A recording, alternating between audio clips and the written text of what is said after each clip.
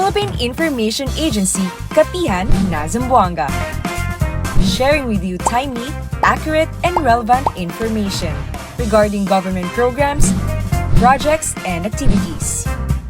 Catch us every Thursday at 4 p.m. on e-media. Buenos dias, Zamboanga! Welcome sa PIA Kapihan na Zamboanga sa SM City Minpro, hatid ng Philippine Information Agency, SM City Minpro, MCTV, and eMedia. We are live at PIA Western Mindanao Facebook page and other government agencies' Facebook pages, which includes PRO9. And we are also live and in partnership with Pagadian and Zamboanga del Sur Media, ISA TV Channel 17, PCH Cable TV, and via cable televisions here in Zamboanga City at MCTV and eMedia. Ang atin pong programang Kapihan na Zamboanga will discuss important topics that will help you make more informed decisions wherever you are. Ngayon po sa ating episode ay pag-uusapan natin ang Family Planning Month dahil para po sa impormasyon po ng ating mga viewers, para sa ating mga viewers, August po, ang buwan po ng August ay sineselebrate natin or ginugunita natin yung Family Planning Month. And we would like to know how important is this, no? Why are we going to celebrate ito or pag-uusapan ang family planning? And of course, makakasama natin for today from Department of Health Region 9, we have the Regional Family Planning Coordinator. And let's welcome po once again sa ating program, we have Ma'am Suzette Gonzalez. Welcome po. Good day, Miss Myra, and to all our viewers who are tuned in into this episode. So, buenos dias, magandang araw po sa inyong lahat. Salamat sa pag-imbita, Miss Myra. Ayun, we are very happy si Ma'am Suzette is always in partnership with us, no? Especially every time we talk about family planning. Kaya naman, simulan ko na po, no? For this celebration po ng Family Planning Month natin, how is DOH encouraging yung ating mga Filipino families po to view family planning as a shared responsibility between partners, couples, married couples? Okay, sa department naman po namin, no, gusto nating iparating na ang family planning is a shared responsibility. Hindi lang ito para sa kababaihan, kundi para rin sa kalalakihan. Ang pagbuo ng pamilya ay desisyon ng magpartner, kaya dapat pareho silang involved sa pagpaplano. Ngayong National Family Planning Month na ang team is ang Pamilyang Smart Panalo. Tara, usap tayo sa family planning. Reminds us that family planning begins with an open communication. Ang smart family plans together. So hinihingkayat po namin, no, ang mga partner na mag-usap ng bukas tungkol sa ilan ang gusto nilang maging anak, kailan nila gustong magbuntis at anong family planning method ang pinakabagay sa kanila. Inaanyayahan din natin ang mga kalalakihan na maging active partners, samahan ang kanilang asawa or partners na pumunta sa health center, makinig din sa counseling at suportahan ang napiling family planning method. Maari ring options para sa kalalakihan tulad ng paggamit ng condoms at meron tayong tinatawag ngayon na no-scalpel vasectomy or NSV para sa mga lalaking sigurado na ayaw ng magdagdag ng anak. So sa huli, ang family planning is not about limiting families. It's about empowering couples to plan their future. Kapag parehong involved ang magpartner or partner sa pagpapasya, mas napamangalagaan ang kalusugan ng nanay at ng sanggol. Mas na ihahanda din, no, ang pamilya sa kanilang mga responsibilidad at nagiging maganda ang kinabukasan ng kanilang mga anak. Actually, emphasize natin, ma'am, no, tama po tayo na shared responsibility talaga siya. Kasi baka yung iba iniisip na ay responsibility lang yan ng mga mothers since sila lang po yung nagbubuntis, no? Dapat talaga at napagdidesisyonan siya or with support talaga siya with our partner or yung ating yung father, no? Yung kalalakihan.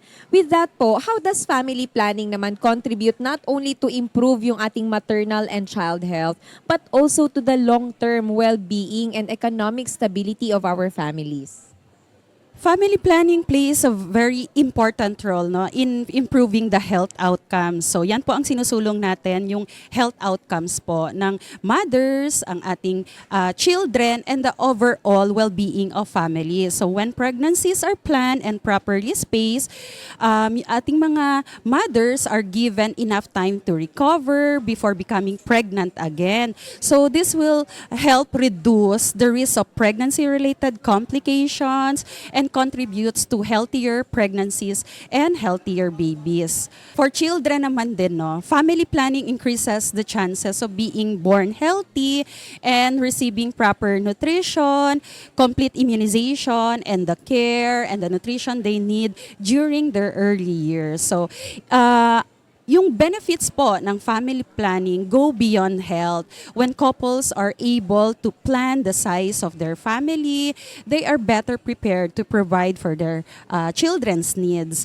They also able to devote more time, their love, and attention to each child. So simply put this, that family planning helps families thrive, not just survive. And family planning is really an investment, no, in a healthier families, stronger communities, and a better future for every Filipino. Tama po kayo, ma'am. It goes beyond talaga sa maternal health lang, no, or kalusugan lang ng mga mothers. Kasi lalo na po sa panahon ngayon, medyo mahirap-hirap na rin talaga yung buhay. So we need to consider yung economic stability nga ng family, na mabigyan din natin ng magandang buhay yung mga bata, no, na hindi natin kailangan isipin kung kaya ba nating mag-provide sa kanila in the future. So talagang dapat nakaplano siya. So that is the important of family planning. Ngayon po, ano yun naman yung ating mga family planning services, no, that are currently available? I'm sure sobrang dami po natin. Hindi lang po sa mga kababaihan, meron din para sa mga kalalakihan, no? Through the DOH-supported health facilities, and how can individuals or couples po access these services? Sa department namin, no, that's we really provides family planning, counseling, and a wide range of, ngayon tinatawag na modern family planning methods. So ang dami po, no? So through the DH support health facilities natin, such as the barangay health stations, rural health units, public, and that include private hospitals. So these services that includes, meron tayong male condoms, kung gustong pumili ng condoms sa mga kalalakihan. We have also pills. So dalawa po ang pills po natin, the POP or the COC pills. Meron din tayong injectables, may implants din tayo, the intrauterine device or the IUD, yan pong tinatawag yung mga long-term, no, contraceptive methods. And meron din tayong permanent methods, so like bilateral tubal ligation for women, and yung kanina nabanggit ko, yung no-scalpel vasectomy for men. So couples are receive counseling to help them choose the method that best suits, no, their health needs and reproductive goals.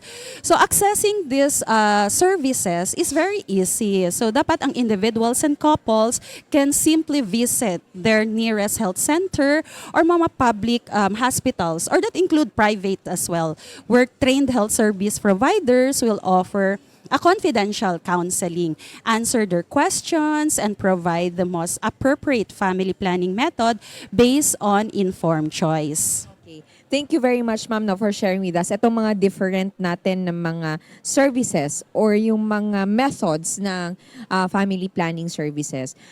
Pero meron pa rin talagang families, ma'am, or couples na nag-hesitate pa rin to seek family planning services dahil sa mga misinformation, baka delikado sa health ng nila, and then meron din may mga misconceptions din tayo. So paano natin continuously, no, sa Department of Health, continuously na na-address ito para makombat natin itong misinformation and misconception on family planning? Hindi natin yan maiwasan, Miss Myra, no? Some common myths are that family planning causes, accordingly, can cause daw permanent infertility, nagkakaroon daw ng cancer, birth defects, or encourages irresponsible behavior. Scientific evidence that na shows support naman on this claim. So modern family planning methods are approved by the DOH that really safe, that are all the modern family planning planning methods are safe and undergo strict quality standards. And the DOH addresses misinformation, no, through health education, may counseling po yan, community outreach, and social media campaigns. And by ensuring na yung trained health service providers answer questions based on scientific evidence naman. So being a smart, no, family starts with having the right information. So we encourage everyone to consult the trained health service providers instead of relying on myths or misconception. We also encourage the public to seek information only from a licensed or trained healthcare providers and in all government or private health facilities. Ma'am, ito mga services natin are all available. Of course, it's free.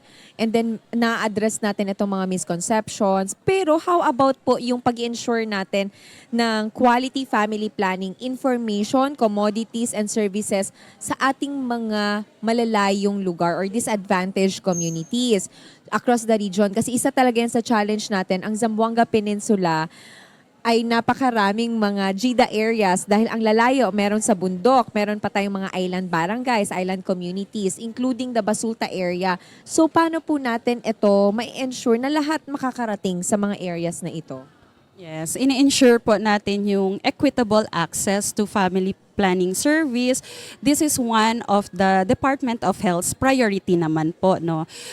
The DOH is working closely with our local government units and partner organizations to ensure that quality family planning, the information, yung commodities po natin, and service na ma-reach po talaga sa geographically isolated and disadvantaged areas that including Basulta.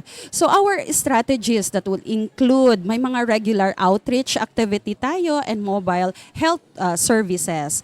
Pupunta yan sa mga communities, no, yung mga individuals or couples na hindi po makapunta kasi malayo po. So we bring the services closer to them. So through the regular outreach and conduct of mobile health services. Na-strengthen po natin, strengthen po natin yung barangay health stations and of course our rural health units kasi frontlines po sila, no, sa mga community people na first takbuhan po talaga sila. Next is the continuous training, ayan, no, the capacity building of our healthcare providers, and we also ensure the uninterrupted supply of family planning commodities kasi the program driven by two. So yung first is you have the commodities that you need. And second, maging train po ang lahat ng healthcare service providers. And working with the community leaders, ayan, barangay officials, and development partners. So our goal is to ensure that no one is left behind and that every Filipino, regardless of where they live, has access to safe, quality, and informed family planning services. Okay. Na-mention nyo na po yung ating mga local government units, yung mga barangay health workers natin. What role po ba, ano po ba yung mga roles nila sa pag-strengthen talaga po ng responsible parenthood and family planning in their communities? The responsible parenthood and family planning is a shared responsibility. So while the Department of Health that provides the policy, the technical guidance and support, so our local government units and rural health units, barangay health workers, and other partners really play a role in bringing the services closer to the community. LGU helps ensure that family planning programs are prioritized and adequately supported. So RHUs provide the counseling and a full range of family planning services while our barangay health workers serve as trusted community advocates by educating our families, encouraging health-seeking behavior, and referring clients to health facility. Okay. Ma'am, ano naman po, do you have additional? Yes, and we also work closely with may mga partner organizations tayo that include our community leaders and other sectors to help spread the accurate tamang impormasyon sa family planning and so that we could reduce the misconceptions about family planning. So when everyone works together, we can empower more Filipino families to make informed choices and achieve healthier and stronger and more resilient communities. Yun nga po yung gusto natin tanggalin talaga sa mindset no, ng ating mga couples na yung family planning is hindi siya pagkontrol na bawal na kayong magkaanak. Ito lang, dapat yung number of families. Kasi ang gusto nating ibahagi sa kanila is how important lang naman yung planning. Kasi sila talaga mismo pa rin ang magde-decide. Kung gusto nila 3, 5 anak. Pero dapat well-planned siya, no? Para ikakabuti rin ng health and syempre sa economic stability ng family. With that, ma'am, ano yung message po na pwede nating ma-share no, sa mga young couples, lalo na sa mga young couples na magsisimula pa lang ng kanilang family or mga newly married partners who are still deciding when to start or to expand their families? Okay. Starting a family is one of the life's biggest decisions, no? Hindi yan basta-basta. So make it when you are physically, emotionally, as well as financially prepared po. So family planning, ina-empowers po natin our couples to make informed choices and provide the best possible future for every child. To all young couples and newly married partners, remember that itong family planning is a planning for your family's future. Sinasabi nga, this is like an investment, no? Take time to discuss with your goals, with your finances, and health, especially in health, no? Before deciding when to have children. So there is no parang one size fits all approach. The best decision is an informed decision that made together. So don't let yung mga haka-haka natin or misconceptions that will guide our decisions not to go for family planning. So kailangan if they need it, no, to talk about family planning, so pupunta lang sila sa nearest health facility and to talk to a trained health service provider. So that's the time they will ask questions and choose the family planning method that is right for them and their partner. So because responsible parenthood begins with informed choices. So accordingly, a well-planned family is a healthier and happier family. Thank you, ma'am. No? Ngayon po, tungo tayo sa isang programa po na na-launch recently with the Commission on Population and Development Region 9, which is the Focus 2026 to 2028 Strategic Plan for Adolescent Health and Development. We would just like to know, ano yung contribution or yung role ng Department of Health sa pag-i-implement nitong Focus Framework?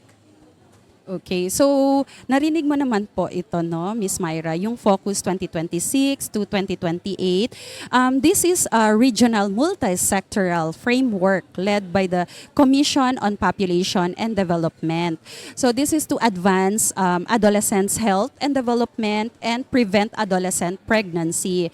As one of its key implementing partners, kami po yon sa Department of Health that leads the implementation of health-related interventions naman po. So, what are those health-related interventions? Meron tayong yung strengthening our adolescents-friendly health facilities. We also expand our access to adolescent sexual and reproductive health services. Nagpro-provide din tayo ng family planning information and services consistent with the national laws and policies. Aside from that, strengthening our HIV and STI prevention, our testing and referral services. In-integrate din natin ang mental health promotion and psychosocial support into adolescents' health services. Building the capacity of our health workers to deliver adolescents responsive care and supporting the LGUs through technical assistance, mentoring, monitoring, and data-driven planning.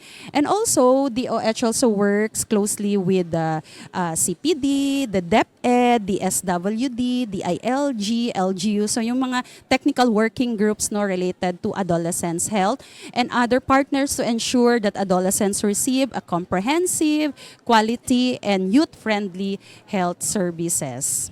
Ma'am, thank you ma'am no for sharing din with us kung ano talaga yung role din ni Department of Health because hindi lang naman si Department of Health din ang nagko-contribute. There are a lot of government agencies na nagwo-work together for this framework or for this strategic plan. Paano naman po natin sa part po ng DOH using this framework, the focus, help reduce adolescent pregnancy in the region? Focus recognizes that preventing adolescents' pregnancy requires a whole government and whole of society approach because there is no single cause or single solution. So through its 5 strategic pillars, the framework promotes. One is strengthen the implementation of the reproductive health education among our adolescents. And we need to improve the access to adolescents-friendly health and social services. Another one is yung stronger implementation of child protection laws and prevention of child marriage. We have a meaningful youth participation and leadership and an enabling environment through strengthened governance, partnerships, and community engagement. The Department of Health contributes by ensuring adolescents that have access to quality health information, counseling, mental health, support, HIV and STI prevention services, and adolescents-friendly health services. So together, these interventions help our adolescents make informed decisions, stay healthy, and remain in school and pursue their aspirations before becoming a parent. Thank you po. Ma'am, you mentioned about partnership, no? And then yung strengthening our local government units partnership. Paano rin po tayo nagwo-work together with the LGUs with this itong program natin on adolescent health? Preventing adolescents' pregnancy cannot be achieved by one agency alone. So under the focus framework, the DOH works closely with the Commission on Population, yung nabanggit ko kanina, no? Department of Education, Department of Social Welfare and Development, Department of the Interior and Local Government, our LGU's partner, PNP, kasali din po sila sa members, no? The National Commission of Indigenous Peoples, National Youth Commission, and Sangguniang Kabataan, our civil society organizations, development partners. That would include our parents, our families, and the communities. Each partner has a distinct role. So whether in health services, education, child protection, youth development, governance, or community engagement. So through this coordinated effort, we create supportive environments where our adolescents can make informed choices, yung ma-access nila yung essential services, and achieve their full potential. Ngayon po, sa focus framework, may target kasi tayo, ma'am. This is a 3-year program. So by 2028 po, anong outcomes po does the DOH hope to achieve for adolescent health in Region 9 through this framework? Okay, by the end of the Focus 2026 until 2028 implementation period, we hope to reduce ito talagang number 1, no? Kasi mataas po tayo sa adolescents pregnancy. So we need to reduce adolescents pregnancy in the region, increase our utilization of adolescents-friendly health facilities, improve adolescents' sexual and reproductive health outcomes, better mental health and well-being well-being among adolescents, and stronger prevention of HIV and sexually transmitted infections. So greater awareness of this reproductive health and responsible decision making, to have a stronger child protection and prevention of child marriage. Sinusulong po natin to prevent the child marriage, no, and meaningful participation of our adolescents in programs and decision making. And ultimately, we envisions adolescents in Region 9 who are healthy, informed, protected, resilient, empowered, and able to realize their full potential. Alright, thank you po ma'am. No? Kasi ang dami nating napag-usapan. First is the family planning. And syempre na-include din natin yung ating adolescent health, no? And advocacy natin on adolescent health through the focused program. Kasi we would like to enlighten then the viewers, the residents of Zamboanga Peninsula on this focused framework. Kasi this is homegrown po dito sa Zamboanga Peninsula. So dito natin siya i-implement. So we are looking forward talaga sa improvement na magagawa using this focused framework.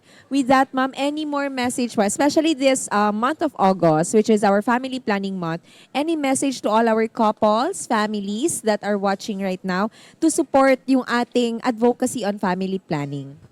As we celebrate the Family Planning Month, let us embrace this year's theme, ang Pamilyang Smart, Panalo. Tara, usap tayo sa family planning. So a smart family is one that plans together, seeks the right information, makes informed health decisions, practices responsible parenthood, and work towards a secure and prosperous future. The Department of Health at Zamboanga Peninsula remains committed to ensuring that every Filipino has access to quality, voluntary, and right-based family planning information and services. So at the same time, through the Focus 2026 to 2028 framework, we continue to strengthen adolescents' health and development through collaboration with our partner agencies and local government units. So together, let us build smart families, healthier communities, and healthier bagong Pilipinas. So maraming salamat po, Miss Myra. At tara, usap tayo sa family planning. Thank you very much, Miss Suzette. Yun po ang ating gusto talagang ibigay na impormasyon sa ating mga viewers, no, na mahalaga, huwag tayong mahiya, huwag po tayong matakot na magkonsulta at magplano together. Andito lang po yung ating Department of Health, ready to give this information sa ating mga residents and especially sa ating mga couples because importante po talaga na malaman din natin ito because education is one of the most important, no, sa family planning para meron ma-enlighten din sila and may information sila regarding this para mawala na po yung ating mga haka-haka and yung ating mga doubts on family planning. Again, maraming salamat po sa Department of Health Region 9. Once again, maraming salamat po dahil parati po nila tayong pinapaunlakan, no, ng interview po dito sa Kapihan na Zamboanga and lahat po ng mga impormasyon na binabahagi nila, especially po concerning health, ay napakahalaga po para sa ating mga viewers. So once again, maraming salamat po, Ma'am Suzette Gonzalez, the Regional Family Planning Coordinator po ng DOH in Region 9. Thank you. And of course, thank you din kay Dr. Joy Johnson and Rivera. So thank you very much, Doc Lenny, for always supporting then the PIA. Again, maraming salamat po sa lahat ng ating mga viewers and thank you po sa ating mga Barangay Information Officers Network for always tuning in po sa ating programa. Again po, makikita pa tayo sa ating mga susunod pang episodes ng Kapihan na Zamboanga sa SM City Minpro. And thank you to the following sponsors of this episode. We have Dunkin, Karimadon, Camiseta, and Penguin all available here at SM City Minpro. Muli po sa ngalan ng PIA Director General Catherine Chloe De Castro and PIA 9 OIC Jocelyn Alvarez. Ito si Myra Espinosa. Muchísimas gracias. Mas pinadali na ang government transactions sa tulong ng eGov.ph Super App. Pwedeng-pwede mo nang magawa ang lahat ng ito. I-download ang eGov app sa iyong smartphone o tablet mula sa App Store o Google Play Store. Pagkatapos, ilagay ang iyong mobile number at i-authenticate gamit ang one-time PIN o OTP para marehistro ang iyong account. Saka ilagay ang iyong mga pangunahing impormasyon at kumpletuhin ang facial recognition technology para sa verifikasyon ng iyong pagkakakilanlan. Para sa mas mabilis at mas maayos na serbisyong panggobyerno, gamitin na ang eGov.ph Super App.